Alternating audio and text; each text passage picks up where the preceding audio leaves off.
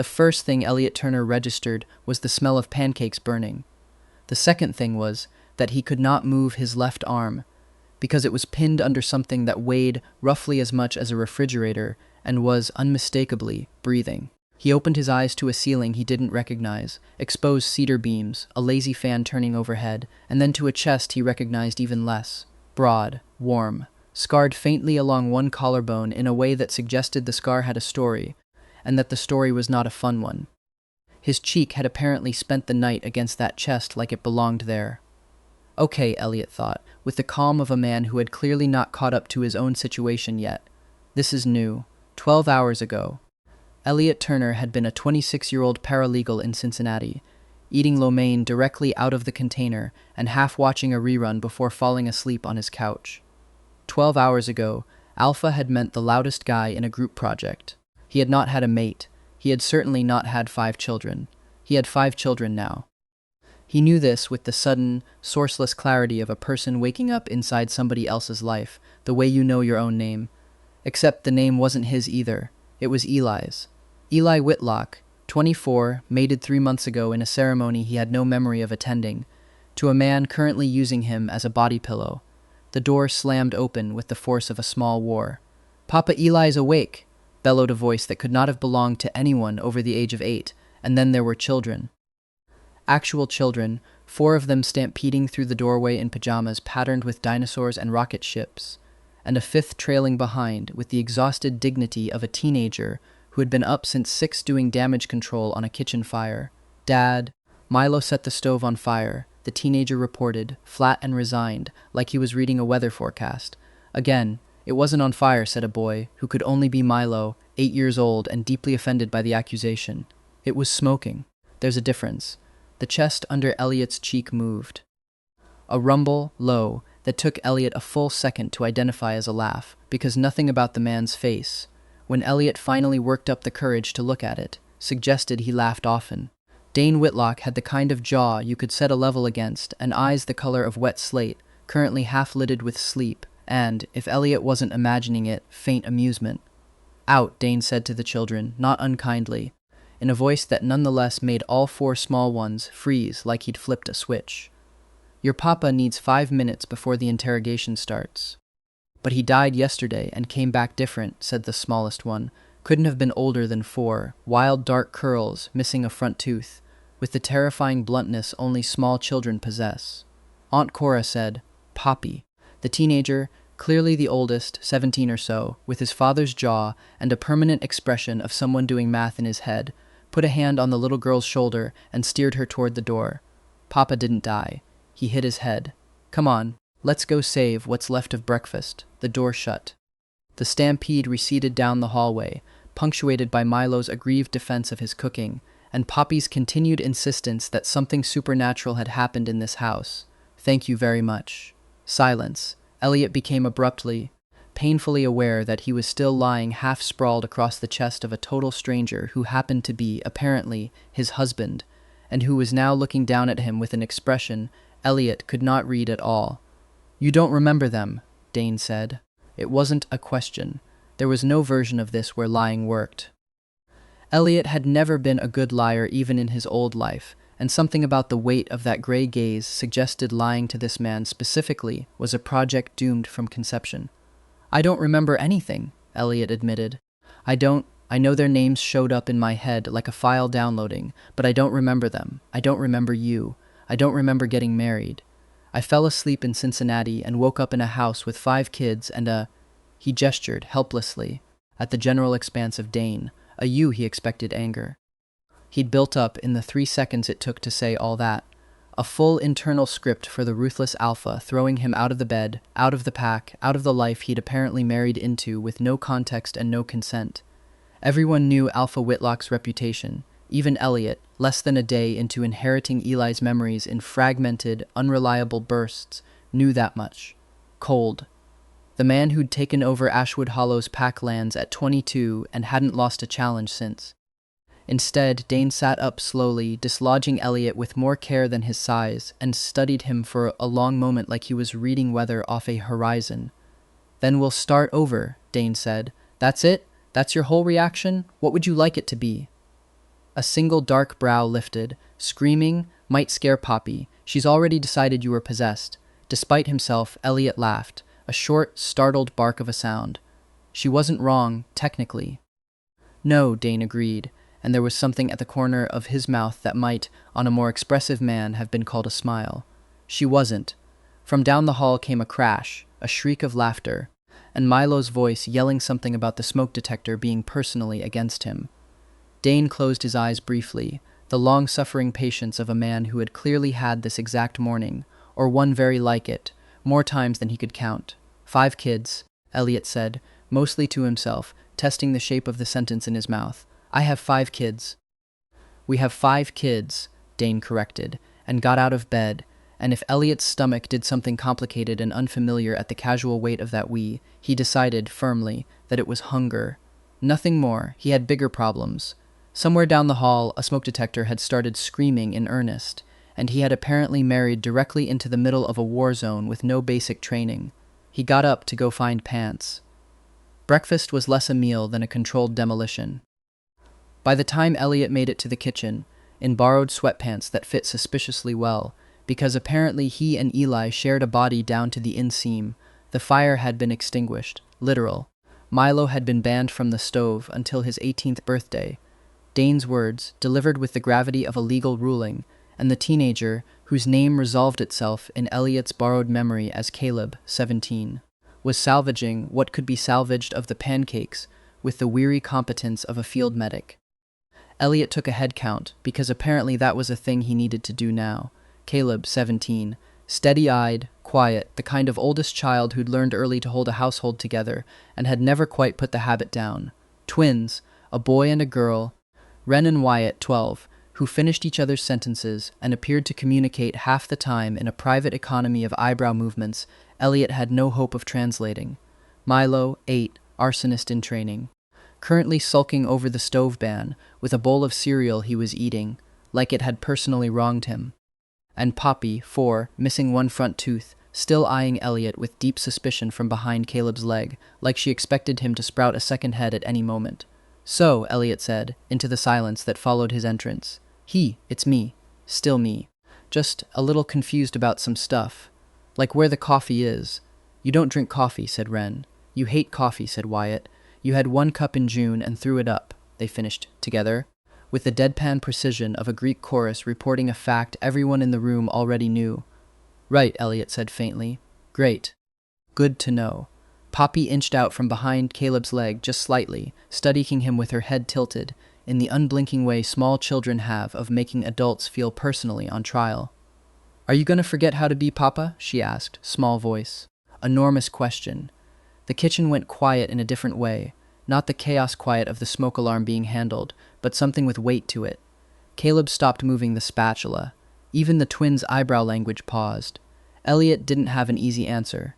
He had, as far as he could tell, exactly 0 actual memories of being anyone's papa. But he crouched down anyway to Poppy's eye level, because some instincts didn't need a downloaded memory file to kick in. I don't remember everything yet, he said honestly, but I remember your name. I remember you're missing a tooth and you're very brave about it. And I'm not going anywhere, okay? Poppy considered this with the gravity of a Supreme Court justice. Then she held up her hand, fingers spread, and Elliot, guessing, hoping, gambling on some fossil of instinct, held his palm up to meet hers in a high five that landed with a satisfying smack. Okay, she said, apparently satisfied, and went back to her cereal like the matter was closed. Across the kitchen, Dane was leaning against the counter with a mug of black coffee, watching this whole exchange over the rim of it with an expression Elliot was starting to suspect was, for this particular alpha, the emotional equivalent of shouting from the rooftops.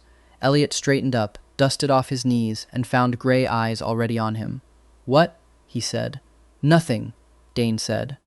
But he didn't look away, and something about the quiet weight of that gaze made Elliot's pulse do a small, unauthorized stutter step, right there in a kitchen that still smelled faintly of scorched pancake, surrounded by 5 children he'd known for exactly 1 hour, married to a man he could not remember meeting. This, Elliot thought, is going to be a very long adjustment period. He had absolutely no idea, yet, how short his window to fall in love with all of it was about to turn out to be. The trouble found them by Wednesday, which Elliot was coming to understand was faster than trouble usually found the Whitlock household, if the kids' unbothered reactions were anything to go by. It started at the Ashwood Hollow Farmers Market, held every week in the gravel lot behind the old feed store, close enough to the tree line of the Smoky Mountains that the morning fog still clung to the ridges by the time the stalls opened. Elliot had come along for milk, eggs, and what he privately thought of as recon, a chance to see the town whose memories he'd inherited without the corresponding sense of belonging to it yet. He was elbow-deep in a crate of peaches, half listening to Poppy narrate a very serious conversation she was having with a stuffed rabbit, when a voice cut across the stall like a blade unsheathing. "Well, would you look at that?" The little stray finally shows his face in daylight. Elliot looked up. The man addressing him was tall, sharp-suited for a farmer's market, with the kind of smile that had never once in its life meant anything kind. Beside him stood two others, pack-scared and broad-shouldered, wearing the loose, coiled readiness of men expecting to be useful with their fists before the day was out. "Sorry, do I know you?" Elliot asked, and meant it literally. Eli's fragmented memories offered nothing on this man beyond a flare of old wordless dread. "Marcus Vance," the man said, spreading his hands like the name should mean something. To the pack he apparently did. Several stall owners nearby had gone very still, very interested in restocking produce that did not need restocking. "I run the territory 2 ridges over, and I've been very curious about the Omega who managed to convince Ashwood's ruthless Alpha to bond him after. What was it? 3 weeks of courtship. Must be quite the Omega." His eyes slid, deliberately, down and back up in a way that made Elliot's skin crawl. "Or quite the trick." "Watch it," Elliot said, low, and was faintly surprised by how much steel came out with the words, some fossil of Eli's own temper maybe, fusing with his own Cincinnati stubbornness. "I don't know you, and I definitely don't answer to you." "No," Marcus agreed, pleasant as poison. "But you'll answer to the Pack Council when I file a challenge for Whitlock's territory and his mate's legitimacy comes into question. Bonds formed in under a season don't hold up well under scrutiny. Everyone knows that." His smile widened, and he crouched deliberately, close enough that Poppy shrank back against Elliot's leg, Rabbit clutched tight. "Cute kids, though. Shame if custody got messy." The words hadn't fully left his mouth before the air changed. Elliot would spend a long time afterward trying to describe what it felt like. The way the whole gravel lot seemed to hold its breath. The way every scent-marked pack member within 30 feet went rigid at once. The way something ancient and low rolled through the morning air like distant thunder deciding to get closer.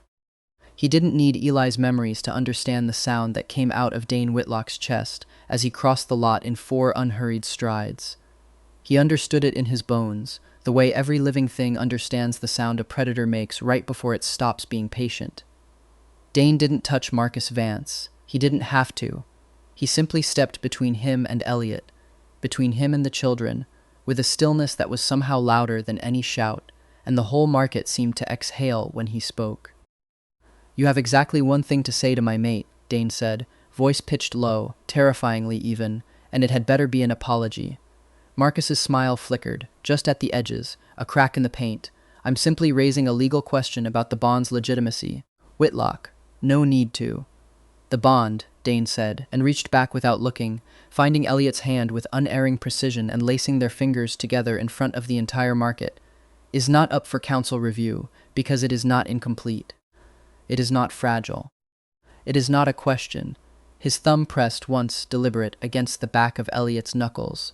An anchor, a claim, a promise, all in one small motion that Elliot felt land somewhere much deeper than his hand. "And if you so much as look at my children again, territory dispute will be the least of what you're filing paperwork over. Are we clear?" The silence that followed had teeth in it. Marcus Vance, to his credit, managed to hold his ground for 3 full seconds before something in Dane's expression made the decision for him, and he stepped back, hands raised, smile gone entirely now. "Crystal," he said, and left without buying his peaches. The market took a moment to remember how to breathe. Someone dropped a crate of tomatoes 2 stalls down, the sound obscenely loud in the settling quiet, and normal noise came flooding back in like a held breath finally released. Dane didn't let go of Elliot's hand. "You okay?" he asked, low, just for the 2 of them, all that banked fury gone soft and immediate the second his eyes found Elliot's face. Elliot's heart was doing something entirely unreasonable, hammering against his ribs in a rhythm that had nothing to do with fear and everything to do with the memory of Dane's voice saying, "My mate," like it was carved into bedrock, like it was a fact of the world as solid as the mountains ringing the town. 3 days into remembering a marriage that had already existed for months without him, and some traitor part of him had just watched a man go still and lethal in his defense and thought, with startling clarity, Oh, I could fall for this. I'm fine," Elliot managed. "Poppy?" Poppy, it turned out, had recovered admirably. She was already tugging at Dane's sleeve, entirely unbothered, demanding to know if they could still get the peaches now that the mean man was gone. Caleb had appeared from wherever he'd been with the twins, positioning himself half a step in front of Milo and Poppy, with the automatic protectiveness of a kid who'd clearly done this dance before. "He does that a lot?" Elliot asked quietly, as they gathered the kids and the abandoned peach crate. "Vance, he tries," Dane said. His jaw was still tight, that low thunder note not quite gone from his voice. "He's wanted Ashwood's territory since before I took it from my father. He'll use anything." A pause. His grip on Elliot's hand had not loosened 1 degree the entire walk back to the truck. "I should have told you. About him. About all of it. I didn't think." He stopped, visibly recalibrating. "I'm not used to explaining myself to anyone. I'll do better." It was... Elliot understood with a small jolt as close to an apology as this man probably ever came. Ruthless Alpha Dane Whitlock, who had just threatened to end another Alpha's entire operation over a comment about peaches and custody, standing in a gravel parking lot promising, quietly, earnestly, to do better, for him. "Okay," Elliot said, and squeezed his hand back, deliberate, testing the shape of the gesture. "Then tell me everything. Start with why everyone calls you Ruthless, like it's a compliment." Something in Dane's face eased, just slightly, not quite a smile, but its close cousin. "Get in the truck," he said. "It's a long story." Elliot got in the truck. He had the distinct, dizzying sensation of a door swinging open onto a life he hadn't chosen, and finding, much to his own surprise, that he wanted very badly to walk through it. The story, as it turned out, took considerably longer than the drive home to tell, and considerably longer than that to actually understand. Dane Whitlock had taken his father's territory at 22, not through inheritance, but through a formal challenge fought in front of the whole pack council, because his father had been the kind of alpha who ruled through fear and let his people go hungry in bad winters rather than trade favors with rival packs. Dane had won. Dane had also, in winning, inherited a reputation for coldness that had calcified over 6 years of running Ashwood Hollow with an efficiency that left no room for softness in public, because the one time he'd shown softness, early on, 3 separate packs had tried to test the borders in the same month. "Ruthless," Dane said, one evening about 2 weeks in, sitting on the back porch steps while the last of the sunset burned orange behind the ridgeline, "was never really about the fighting. It's about them not knowing what I'll do to protect what's mine. Uncertainty keeps borders quiet better than any wall does." Elliot, sitting 1 step below him, tipped his head back to look at him properly. "And the kids?" "The kids."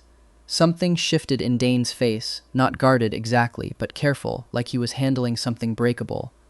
His hand drifted, briefly, unconsciously, to the faint scar along his collarbone, the one Elliot had woken up, pressed against that very first morning. "Caleb's my brother's boy. My brother and his mate died in a territory dispute 4 years ago. Not with Vance, with someone worse, someone who isn't a problem anymore. I carry a piece of that fight with me, if you're wondering about the scar." Seemed a fair enough trade, some days, for getting Caleb out alive. The flat finality of that sentence told Elliot everything he needed to know about what isn't a problem anymore meant, and he didn't ask. "I took Caleb in." Then the twins, Ren and Wyatt's parents, left them at the pack border 2 winters ago, human parents who couldn't handle having shifter kids. Milo's mother died giving birth to him. I promised her I'd raise him right. Poppy's mine by blood, but her mother didn't want the responsibility of an alpha's mate. Left when Poppy was 6 months old. He said all of it plainly, without asking for pity, the way you'd read off a list of facts you'd made peace with a long time ago. But Elliot heard, underneath the flat delivery, the particular ache of a man who had built an entire fortress out of "I will not let this happen to anyone else in my house again." 5 times over, 5 different children, one stubborn, unyielding decision to catch what the world kept dropping. That's not ruthless, Elliot said quietly. That's the opposite of ruthless. Dane looked at him for a long moment, gray eyes unreadable in the dying light. Careful, he said low. Say things like that and people might start believing them. Good, Elliot said. Maybe they should. The air between them went taut in a way Elliot was starting to recognize, a pull, low in his chest, that had nothing to do with borrowed memories and everything to do with the man 3 days into being a stranger, and 2 weeks into being someone Elliot found himself watching across every room he was in. Dane's gaze dropped briefly to Elliot's mouth, and Elliot felt the drop of it like a physical touch. Neither of them moved.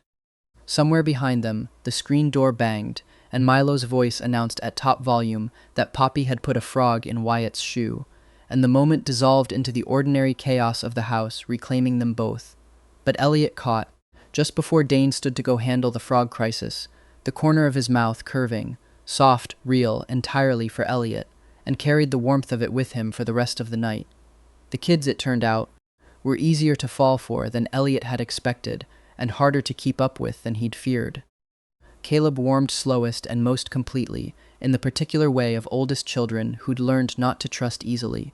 He tested Elliot for the first month in small, deliberate ways, leaving his homework out to see if Elliot would actually help without being asked. Elliot did, badly, because he'd been a paralegal and not a calculus teacher, but he tried, mentioning college applications sideways to see if Elliot would flinch at the cost. Elliot didn't, and quietly started a savings jar labeled Caleb's Future that made the boy's ears go red when he found it. By the second month, Caleb had started leaving his door open when he did homework at the kitchen table instead of hiding upstairs, which Elliot understood without needing to be told was the boy's version of "you can come sit with me if you want." The twins operated as a unit that took Elliot considerably longer to crack. Wren and Wyatt spoke half in words and half in a private shorthand of glances that made Elliot feel, more than once, like the last person let in on a joke. He won them over by accident, mostly, by being terrible at their favorite card game with such consistent, cheerful incompetence that they started explaining the rules to him unprompted, delighted by having someone to actually teach for once, and by never once telling them their private twin language was creepy, the word their last foster placement before Dane had used. Milo was the easiest and the loudest, a boy who ran hot and fast in everything, who forgave and forgot slights within the hour, whose love language was showing Elliot every single thing he built, drew or broke in exhaustive, breathless detail. Elliot learned to say whoa with genuine enthusiasm about 40 times a day, and found, somewhat to his own surprise, that he meant it every time. Poppy took the longest to fully thaw, and gave, in the end, the most. It happened on a rainy Tuesday in the 5th week, when a nightmare sent her padding down the hall at 2 a.m, not to Dane's side of the bed, where she usually went, but around to Elliot's, small and damp-eyed in the dark, holding her rabbit. "You're still you, right?" she whispered, the old fear surfacing again, the one from that very first morning. "Even though you forgot stuff?" Elliot lifted the blanket without a word and let her climb in, tucking her against his side the way some deep, unspoken instinct told him was right, was practiced, was a thing his hands already knew how to do even if his memory didn't. "I'm still me," he said softly. "I just had to learn some things over again, like getting to know you all over. But Poppy, I like what I'm learning. A lot." She was asleep again in minutes, one small fist curled into the front of his shirt. Across the bed, in the dark, Dane's voice came low and rough with something that wasn't quite sleep. "You didn't have to do that." "I wanted to," Elliot said, honestly, and meant it more than he'd meant almost anything since he'd woken up in this life. "I want to be here, for all of it, for her, for you." The silence that followed had a different texture than the ones before it, charged, careful, the sound of a man deciding whether to believe something he badly wanted to be true. "Eli," Dane said, and something in the way he said the name, soft, questioning, made Elliot's chest ache, because he understood suddenly that Dane was asking without asking whether the man in his bed was still, in any way that mattered, the man he'd bonded 3 months ago, or whether he'd fallen for someone entirely new, wearing a familiar face. "I don't know if I'm him anymore," Elliot admitted quietly, into the dark, over the small sleeping weight of Poppy between them. "Not all the way. But I know I don't want to leave, any of you. That has to count for something." A long pause. Then, quiet as a confession. "It counts for everything. Elliot fell asleep that night with a child's fist in his shirt and a husband's low, steady breathing across the pillow, and thought, for the first time since Cincinnati, that he might have landed somewhere he never wanted to leave. There was no manual for this.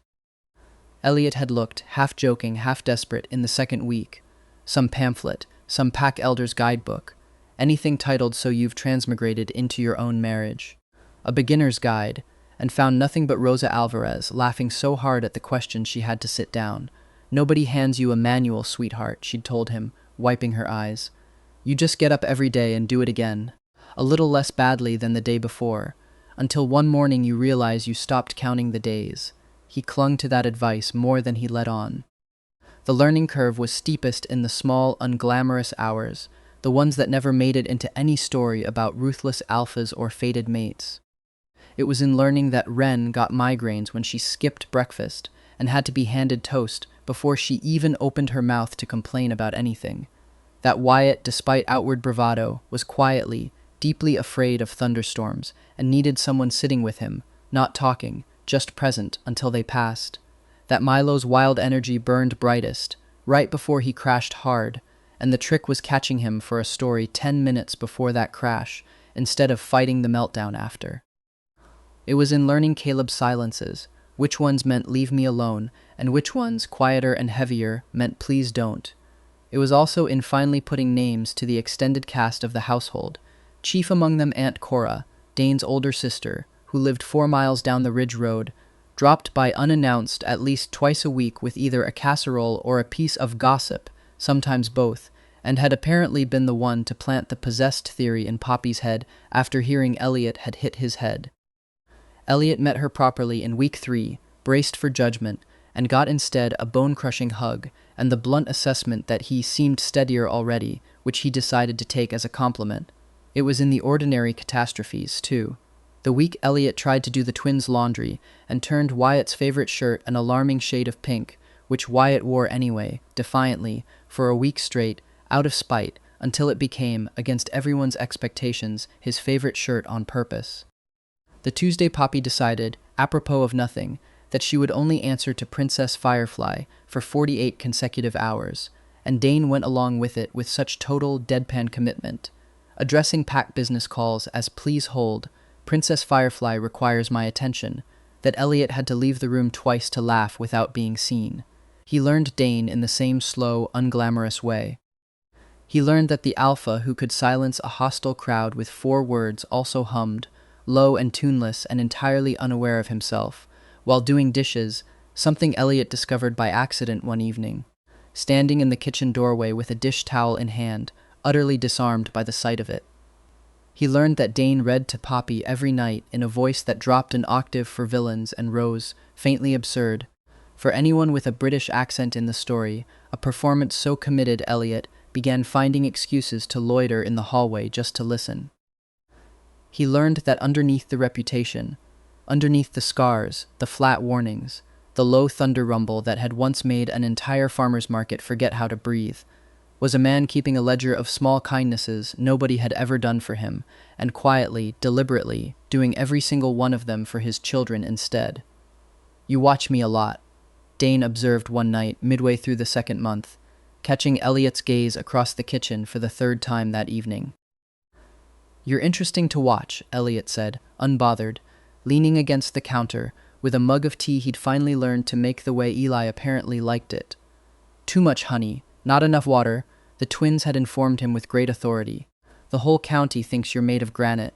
I get to see you burn toast on purpose, because Poppy likes the crunchy kind. That's classified information, your secret's safe, mostly."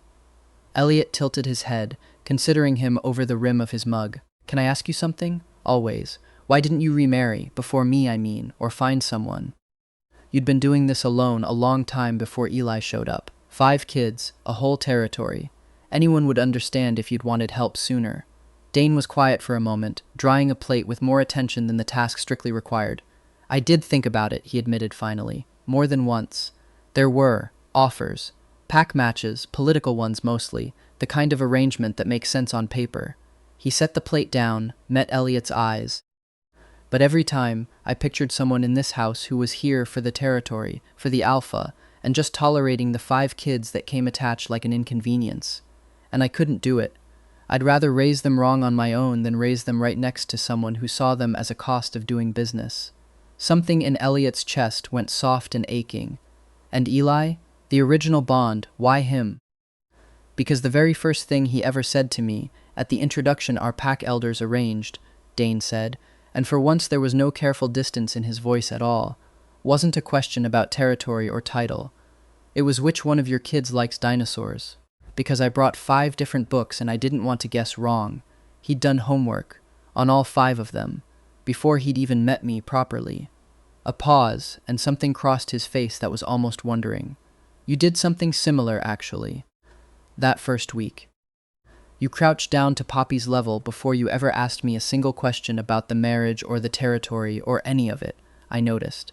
Elliot set his mug down, crossed the kitchen, and did something he hadn't quite planned. Reached up and rested a hand against Dane's jaw, feeling the faint rasp of stubble under his palm, watching gray eyes soften and track the movement like he wasn't sure it was really happening.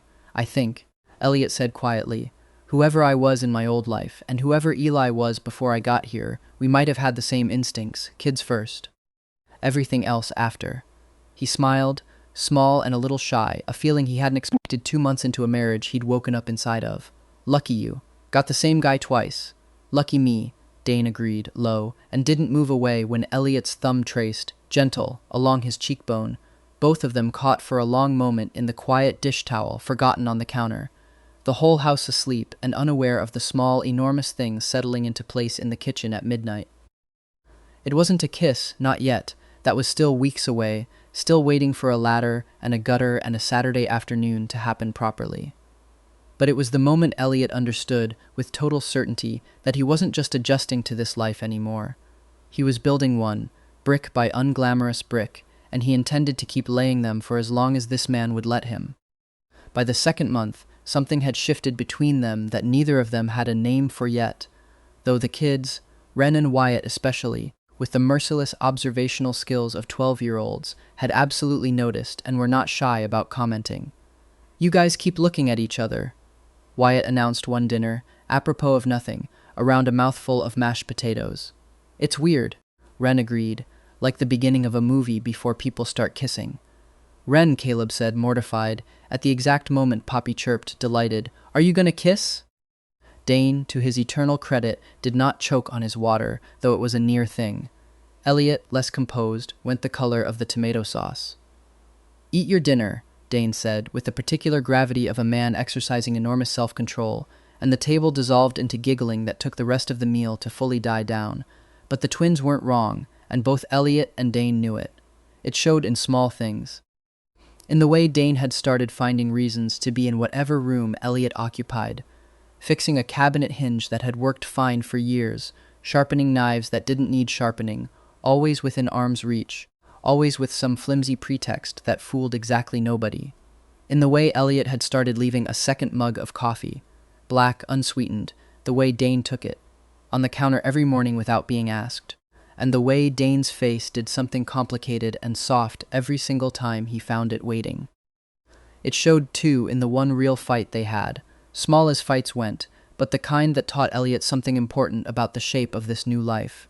It started with a woman named Sasha Reyes, 31, sharp-eyed, the beta liaison for the neighboring Meadowbrook pack, and, as Elliot would only learn later, mated 6 years to a man named Julian whom Dane had once stood best man for. None of that context arrived with her, though. What arrived was a woman who'd known Dane since before he took his territory, coming by twice in 1 week on pack business that seemed, to Elliot's admittedly untrained eye, to require an unusual number of lingering hugs and inside jokes about a camping trip nobody had thought to explain. Elliot said nothing the first time. Said nothing pointed the 2nd time either.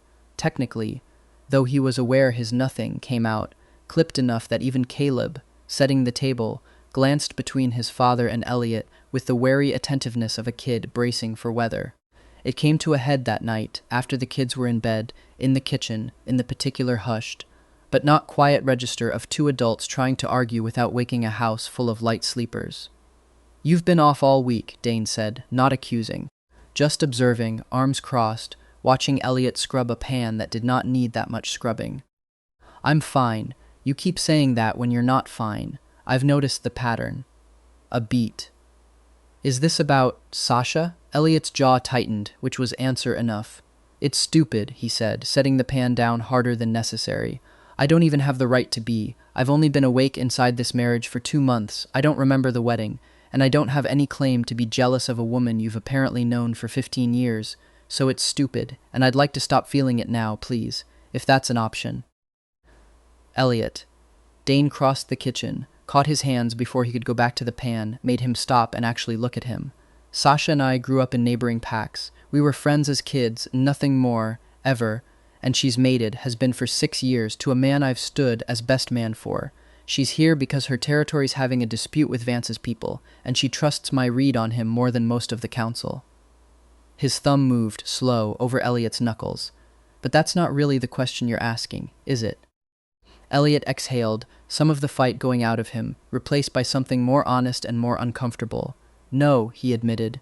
"The question is, do I get to be jealous? Do I get to want you to myself, to have a say in who gets your attention?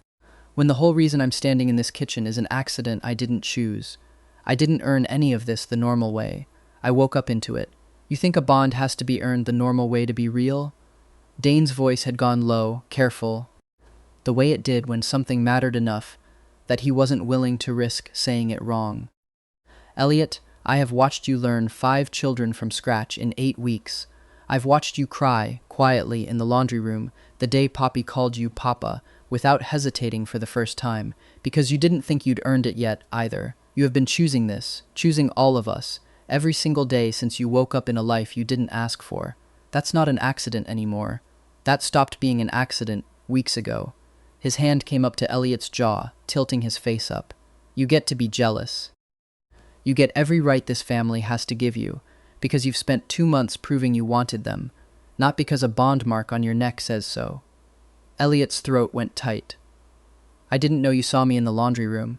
I see you more than you think," Dane said, quiet, and something about the plain honesty of it undid the last of Elliot's carefully held composure. "I'm sorry," Elliot said, "for being weird about Sasha. I know it's not. I trust you. I just didn't know if I was allowed to want this to be mine." "It's yours," Dane said, simple and certain as bedrock. "It's been yours since the peaches." Elliot laughed, wet and surprised, and let himself be pulled in against Dane's chest, the argument dissolving into something softer. The first real proof either of them had that this thing between them could survive friction and come out the other side not weaker, but more sure of itself. It showed most of all, though, the ordinary, easier proof of it, in the teasing, which had crept in somewhere between week 3 and week 6, and had not left since. "You're doing it wrong," Elliot informed him one Saturday, watching Dane attempt to fix a gutter from a ladder that was generously 3 sizes too short for a man of his height. "You look like a bear trying to reach a honey jar." "I look," Dane said with dignity, one hand braced on the roofline, "like a man who has fixed this gutter every autumn for 6 years. And every autumn does the ladder also almost dump you into the rosebush?" "That happened once.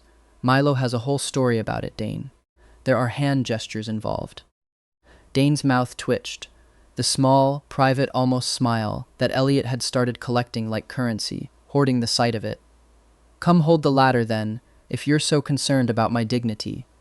Elliot crossed the yard and set both hands on the ladder's rails, tipping his head back to look up at him, sun-warm and easy in a way that still felt new and precious every single time it happened.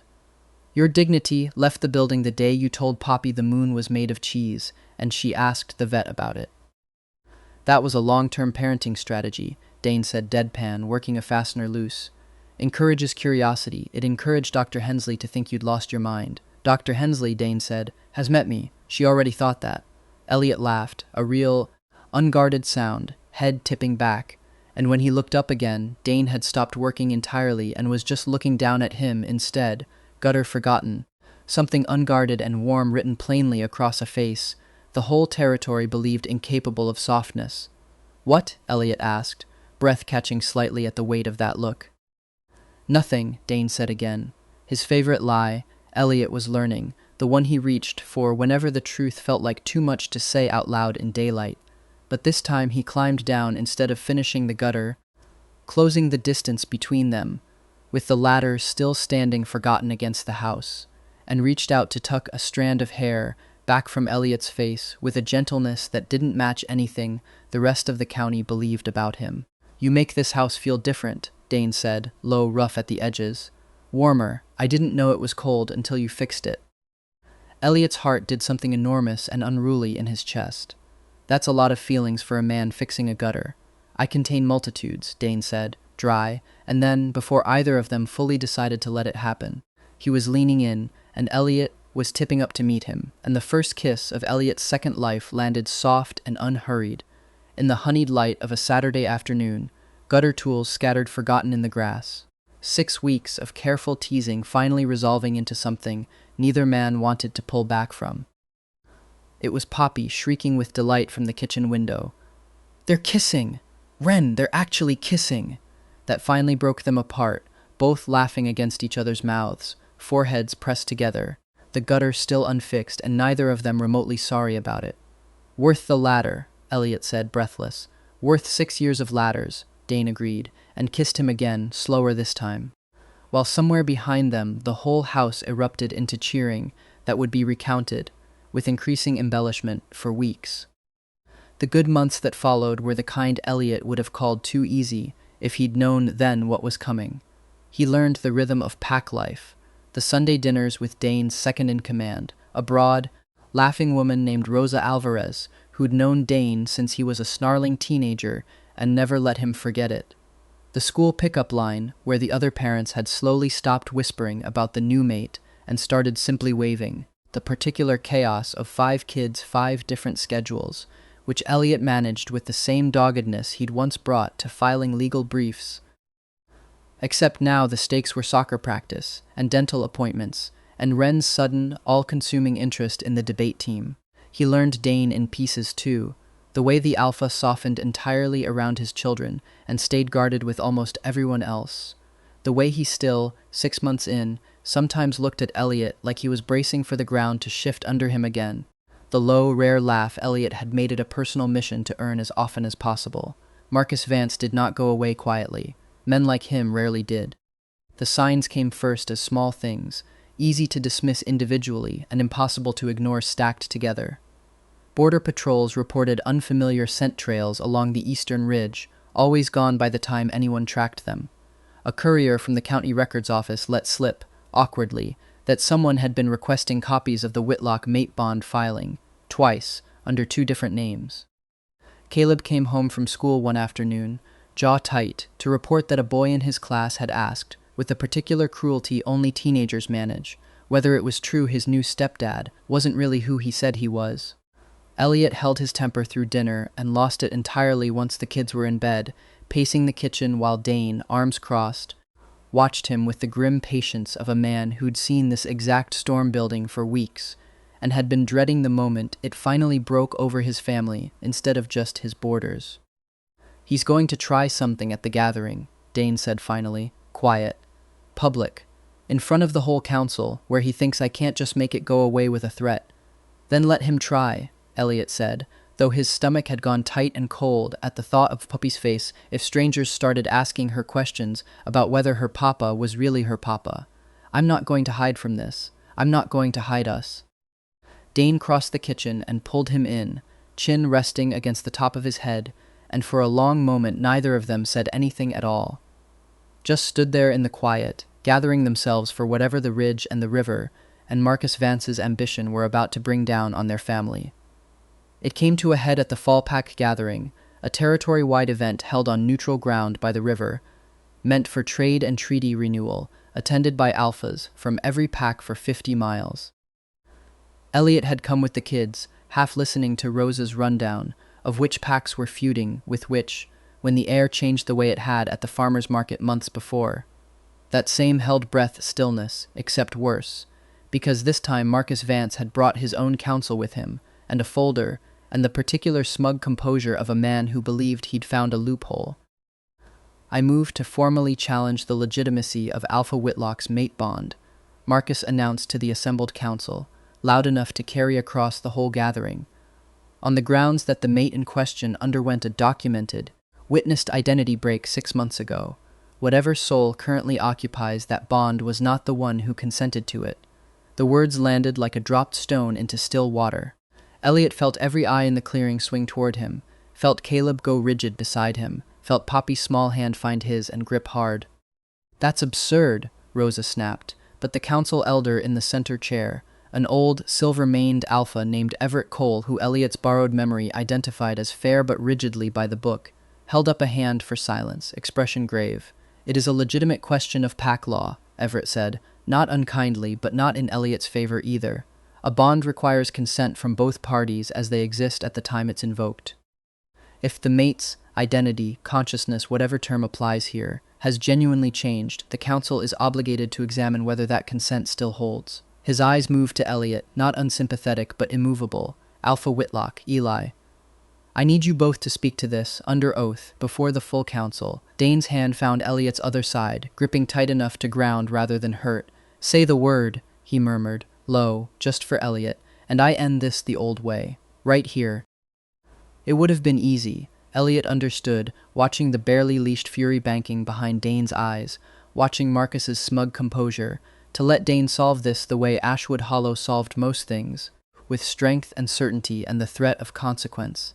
But Elliot thought of Caleb's careful trust, built slow over months, thought of Poppy's small hand in his, thought of a marriage that had started as an accident of fate and become, somewhere in 6 months of ladders and pancakes and 2 a.m. nightmares, the truest thing he'd ever built. He stepped forward instead. "I'll answer," Elliot said, voice steady, and felt Dane go very still beside him, watching. "You want to know if I'm the same person who consented to this bond." He looked deliberately at Everett Cole, and then, longer, at Dane.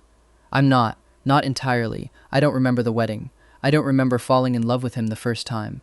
A breath, but I remember every single day since. I remember learning Caleb takes his coffee black because he thinks it makes him look older, and Wren and Wyatt talk in a language only they understand, and Milo burns pancakes on purpose sometimes because he likes the drama of it, and Poppy asked me, the very first morning, if I was still me." He turned fully to the council now, chin up. "I chose all of it. Every day, for 6 months, with a clear head and a clean memory, I have chosen this family. If consent is the question, then I'm answering it right now. In front of all of you, awake and myself and certain, yes, I consent to all of it." To him, the clearing had gone utterly silent. Somewhere behind him, he heard Poppy's small, delighted intake of breath and Caleb's exhale like a held breath finally released. Everett Cole studied him for a long moment, something unreadable crossing the old alpha's weathered face. Then slowly he nodded.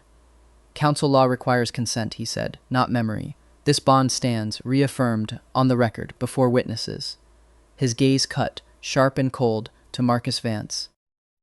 "And Alpha Vance, I'd think carefully before you bring this council another manufactured grievance about a family that has done nothing but survive together. Territory disputes are one thing. This was a cruelty, dressed up as law, and I don't appreciate having my time wasted with it." Marcus's composure finally cracked, ugly and immediate, and he left the gathering the way he'd left the market months before, outmaneuvered, furious, and very publicly humiliated, his folder of legal grievances useless in his hand. It was Dane who reached him first, the moment the council formally adjourned, pulling Elliot in against his chest with a fierceness that had nothing careful left in it at all. "You didn't have to do that," Dane said roughly into his hair. "I would have." "I know," Elliot said, muffled against his shirt, arms coming up around him. "I wanted to do it my way. I wanted them to hear it from me. That I chose this, that I choose you." Dane pulled back just enough to look at him, gray eyes bright with something that looked, for the first time since Elliot had known him, entirely unguarded. "I love you," he said, simply, plainly, the words landing in the clearing with none of the fanfare of the challenge that had preceded them and all the more weight for it. "I don't think I said it right before. I don't think I said it at all, actually, not out loud, not to the version of you that woke up not knowing me. So, I love you, Elliot Whitlock, whoever you were before this. Whoever you're still becoming, I love you." Around them, 5 children who had crept close during the commotion erupted into cheering loud enough to startle a flock of birds off the riverbank, and Elliot, laughing, crying a little, entirely undone in the best possible way, pulled his alpha down by the collar and kissed him in front of the whole assembled pack council, the challenge dissolved, the family intact, the whole complicated, accidental, precious shape of his second life, finally, fully his. They drove home that evening with the truck windows down and 5 kids half asleep in the back, the mountain air cool and green-smelling through the open glass, and nobody said much of anything, because nothing needed saying. Caleb dozed against the window with his headphones half fallen off. The twins had, for once, stopped talking entirely, simply leaning against each other in the particular boneless exhaustion of children who'd spent an afternoon being brave, and were only now allowing themselves to feel it. Poppy slept sprawled across Milo's lap, Rabbit clutched tight, and Milo, solemn, uncharacteristically quiet, kept one hand resting protectively over her the whole ride, as if he understood in his 8-year-old way that something important had been decided that day, and wanted to hold his piece of it carefully.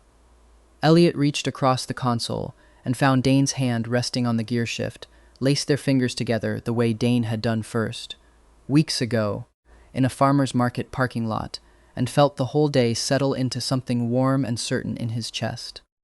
Whatever he had been before, whoever Eli had been before him, none of it mattered as much as this: a truck full of sleeping children, a husband's steady hand in his, and a mountain road home that felt, for the first time completely and without reservation, like it belonged to him.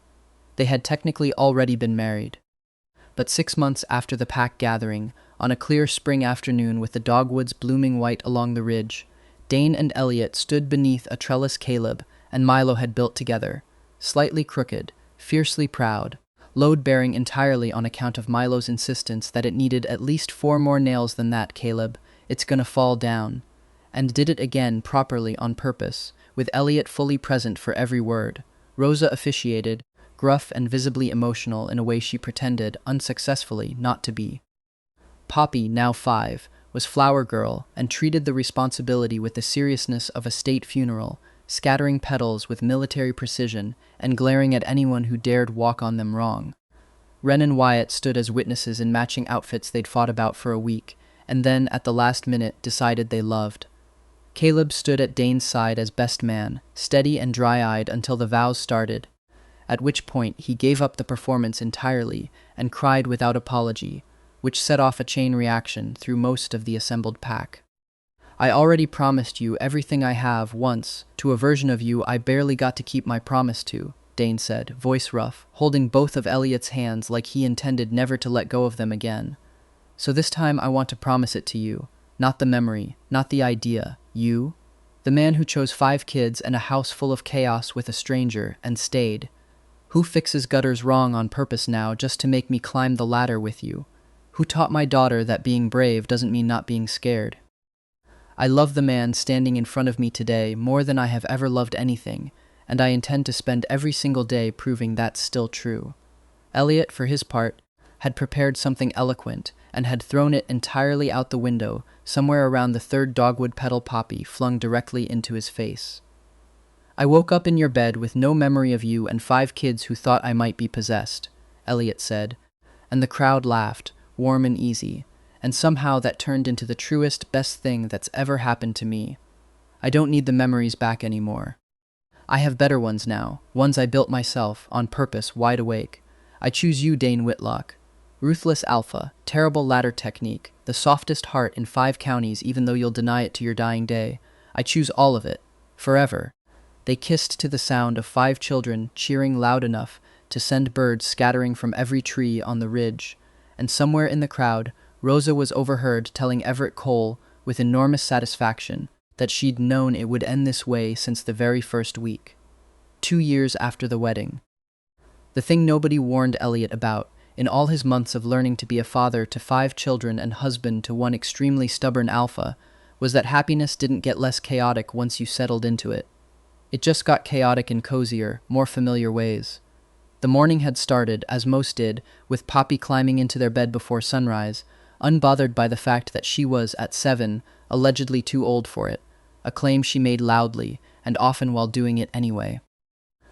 Dane had grumbled something about being outnumbered in his own bed, and then spent 20 minutes letting her braid what little of his hair could technically be braided, with a patience that still, 3 years into knowing him, undid Elliot completely every single time he witnessed it. By the time Elliot made it downstairs, Wren and Wyatt were mid-argument over the last of the good cereal, an argument they'd apparently been having in some form since they were 9, and Caleb's borrowed car was already crunching up the gravel drive, home a day early and grinning like he had news. He did, as it turned out, a summer internship offer, close enough to commute from Ashwood Hollow instead of living away, which meant, though he said it sideways, almost shy about admitting he wanted it, an entire summer back under this roof. Dane didn't say much when Caleb told him, just gripped the back of his neck the way he did with all the kids when words weren't going to cover it. But Elliot caught the look on his face afterward, alone in the kitchen, and recognized it instantly, the same helpless, overfull look Dane got every single time one of his children chose, unprompted, to come home. "He's not eating the vegetables, he's relocating them," Wren reported at dinner, with the weary authority of a 12-turned-15-year-old who considered herself above such tactics. "Poppy, everyone can see the broccoli under your napkin." "No, they can't," Poppy said, 7 now and missing a different tooth, with the absolute confidence of someone who had never once been caught doing anything she didn't want to admit to. "They can, sweetheart," Dane said, not looking up from the paperwork he was absolutely not supposed to be doing at the dinner table, an old habit Elliot had given up fighting 3 years ago in favor of simply stealing his pen every time he caught him at it. He was doing it right now, actually, sliding the pen out from under Dane's hand with the casual ease of long practice. "Hey," Dane said, without heat, already reaching for a second pen from his pocket like he'd anticipated the theft, because this was a bit they'd been running for 2 years now, and neither of them was remotely tired of it. "No work at dinner," Elliot said. "House rule. You made that rule up. I'm allowed. I'm your husband. It's in the vows somewhere. It is not. It's implied." Caleb, 20 now, home from his sophomore year at the State University 2 towns over specifically for this dinner, looked between them with the fond, long-suffering exasperation of a kid who'd watched this exact argument evolve, with minor variations, roughly 400 times. "You two are so annoying," he said, without any real venom in it, stealing a roll off Milo's plate before his younger brother could stop him. "You'll understand when you're older," Elliot told him, entirely serious, and Caleb groaned into his water glass while the twins snickered. Milo, 11 now, and had, against all odds, been quietly readmitted to stove privileges under strict supervision, chose that moment to announce, with enormous pride, that he'd made dessert and produced a lopsided but genuinely delicious-smelling apple crumble from the oven that got him a round of applause loud enough that Poppy briefly forgot to defend her broccoli relocation scheme. Later, after the dishes, after Poppy had been read to sleep, and the twins had retreated to their room in a cloud of homework and private jokes, after Caleb had gone to call his roommate, and Milo had fallen asleep on the couch mid-sentence about a video game, Elliot found Dane out on the back porch, exactly where he'd found him that first evening 2 years ago, the ridgeline burning orange behind him. "You still up for gutter season?" Elliot asked, settling onto the step below him, tipping his head back the way he always did. "You're never going to let the ladder thing go, are you?" "Never. It's foundational to our love story." Dane's mouth curved, that same small private smile Elliot had spent 2 years collecting, and had lost count of somewhere around 1,000. He reached down and tugged Elliot up onto the step beside him instead, arm settling warm and familiar around his shoulders, and for a while they just sat there, listening to the house settle into its nighttime quiet, 5 children safe under one roof, a whole loud, complicated, unlikely family that Elliot had woken into with no memory and had chosen, wide awake, every single day since. Poppy's voice drifted faintly through the screen door, half asleep and indignant, informing nobody in particular that the broccoli conspiracy was not over, and Elliot huffed a laugh into Dane's shoulder. "You know," he said, "when Marcus Vance made his big dramatic move at the gathering, I thought that was going to be the hard part. The council, the challenge, all of it. Turns out the hard part is getting a 7-year-old to eat a single green vegetable without staging a small-scale hostage situation with her napkin." "Vance was easier," Dane agreed solemnly. "Vance, at least, eventually left when he lost. Small mercies. Speaking of Vance," Dane added, "Rosa mentioned he tried to move on the Hendricks territory last month. Lasted 4 days before they ran him off. Word is he's thinking about retiring from pack politics entirely and opening a bed and breakfast in Sedona." Elliot laughed so hard he nearly slid off the step. The ruthless alpha of a rival territory, defeated not by war but by us, and a bed and breakfast.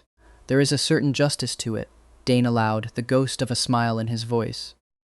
They sat a while longer in the settling dark, listening to the ordinary sounds of a house winding down for the night.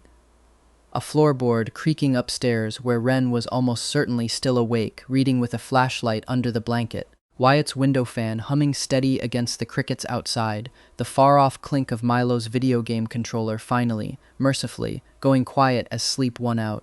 2 years of these sounds, familiar now as his own heartbeat, in a house that had been, once, an unfamiliar ceiling over a body he didn't recognize and was now simply home. "Any regrets?" Dane asked eventually, quiet, the old question he still asked sometimes, even now, even after 2 years. The last ghost of that first uncertain morning, checking, always checking, that Elliot was still exactly where he wanted to be. Elliot tipped his head onto his husband's shoulder, watched the last light fade gold behind the mountains, and thought of pancakes burning, of Poppy's small hand finding his in the dark, of a ladder and a gutter and a first kiss he still felt sometimes in his chest like a held breath. He thought of a life he hadn't chosen, transmigrated into with no warning and no map, that had become, somehow, entirely and only his. "Not one," Elliot said. "Ask me again tomorrow." Same answer. Dane pressed a kiss to the top of his head, and somewhere inside the house, faintly, Milo could be heard sleep-talking about video games. And the ridge went quiet and dark and full of stars, and the whole ridiculous, beautiful, accidental shape of their family settled in for the night, exactly where it belonged.